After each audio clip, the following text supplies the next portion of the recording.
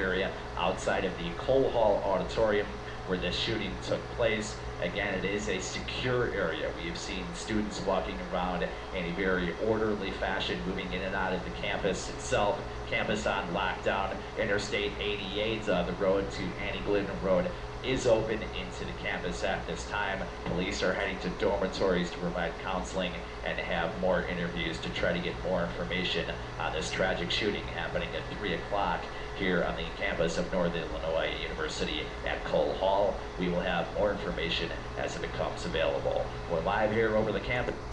And just to the right of that, that's the King Commons area, just to the right of that area. And you see Cole Hall is indicated there. It's a bit difficult to tell on the aerial photograph here, but all below there are teaching areas, different halls from Rebus, Watson, DuSalvo, Stevens. And then to the north, just to the north of where Cole is, above that circle there, that pedestrian circle, are the residence halls of Neptune Central, East, West, and North. Some of those students who were in those residence halls were watching what was going on as the students were pouring out, other students pouring out of Cole Hall this afternoon once the shooting started. So that helps to orient yourself as to what's going on here.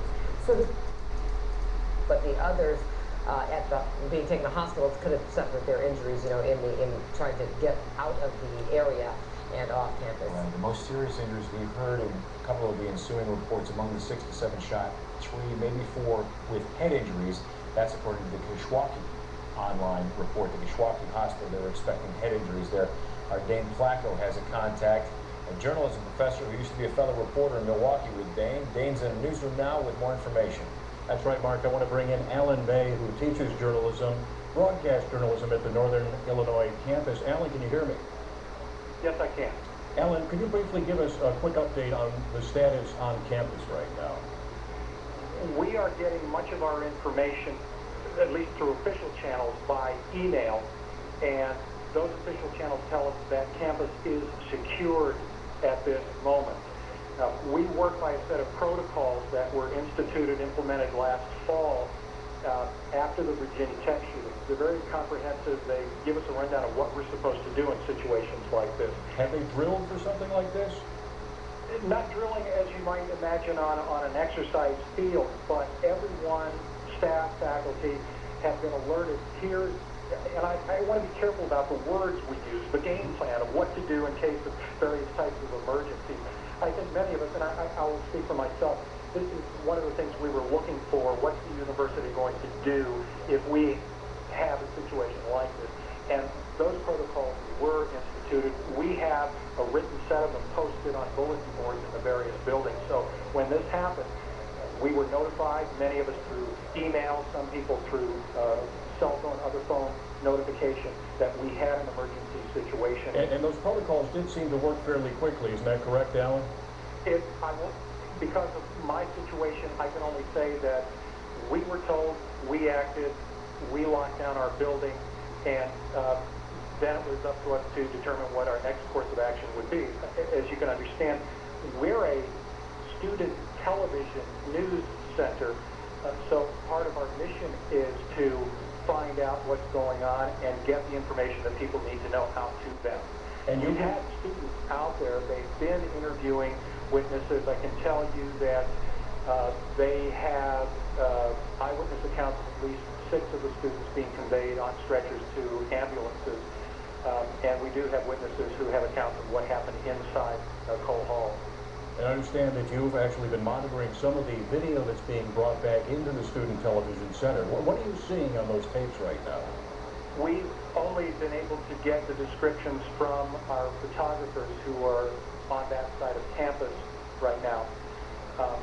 And it does confirm some of the information that you've been reporting.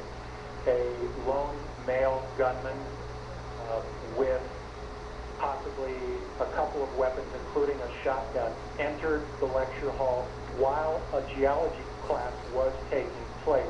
Understand, while I can't give you a head count of people in the room, It is a fairly large lecture hall.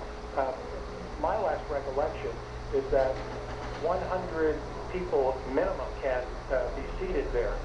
How many were in class today, I can't tell you, but the eyewitness accounts we have is that the gunman entered from a side door while the professor was lecturing, walked up toward the center of the lecture area, leveled the gun, and just started firing toward the center of the seating area. Alan, we did receive an alert from the campus about a half hour ago asking all NIU students to call their parents, who are obviously concerned. When I was talking to you just a few minutes ago, you indicated there's a real cell phone problem right now. That's been our major problem in trying to keep the lines of communication with our students. Understand from the position I hold, my first priority is the safety of my students, even if they're student reporters. I cannot put them in harm's way, so I've been trying to maintain my contact. Very quickly, we were unable to get them on cell phone. I have other students here, and they have the same problem. It's not surprising that in a situation like this, we have 25,000 students here. Those cell phone circuits, I'm sure, are tied up.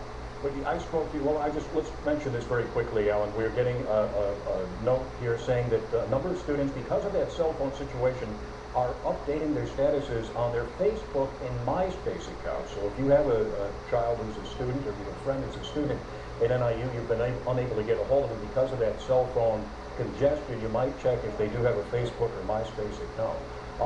Alan, when did you first get word of this? Was this something you learned from the scanners, or did somebody come into the Student Television Center and inform you as to what was happening?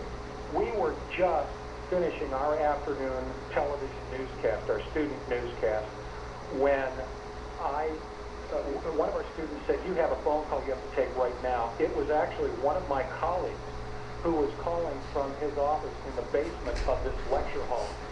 And at first I had to stop and say, I can't quite make out what you're saying, because it was in an urgent whisper, if you will. And then I realized, are you okay? He was trapped in his office. He had heard the gunshots. Following protocol, he and other colleagues locked themselves in with several students. The problem for them was they didn't know what was going on upstairs. They didn't know whether the danger was headed their way, and as you can imagine, it was a very tense and scary situation. From that part of the building, there are only so many ways out, and I know that building, and I know that the most likely exit would be back into the area where the danger existed. And I've not been able to get back in touch with him, and I have to tell you, I'm a bit nervous. I've not been able to get back in touch with him. I don't know what their situation is. How far are you, Alan? How far is the television center from Cole Hall?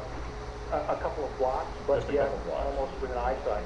And once you got that phone call, was there any official alert, or did anybody from the campus police or security come to the building and order a lockdown? How did that proceed? Because we're actually across the street, I and a colleague took the responsibility of locking down the building. We are told to stay away from doors with windows. You don't want to be visible. The protocols indicate that if students can safely exit the building and go to an area away from where we think the danger is, they can do that. If we're not sure to lock down the building, that's what we did. And almost simultaneously, again, this is a student TV center, we do monitor law enforcement traffic. Every local law enforcement radio channel was filled with air traffic. Alan, I want to thank you very much. We'll continue to monitor the situation. Right now, I want to throw it back to Mark and Robin. All right, Thanks very much. a lot of information there. It's good to have a journalism expert kind of on the scene. It's given us a lot of detail about what happened there in the chaotic moments following a shooting at Northern Illinois University. Students obviously, they say they were really frightened as this first happened at about 3 o'clock this afternoon, and they've all been told to please call their parents, who of course are very frightened, to make sure that their children aren't in harm's way. One of the students that was in the area at the time was walking by Cole Hall, or had a class nearby there. We have Kamika Wesley on the phone. Kamika, are you there? Can you hear me? I can Yes, hear we you. can. You're on the air, Kamika. Where were you when you realized that something was going on? I was coming back from my psychology class. What did you see, Kamika? Can you tell us what happened?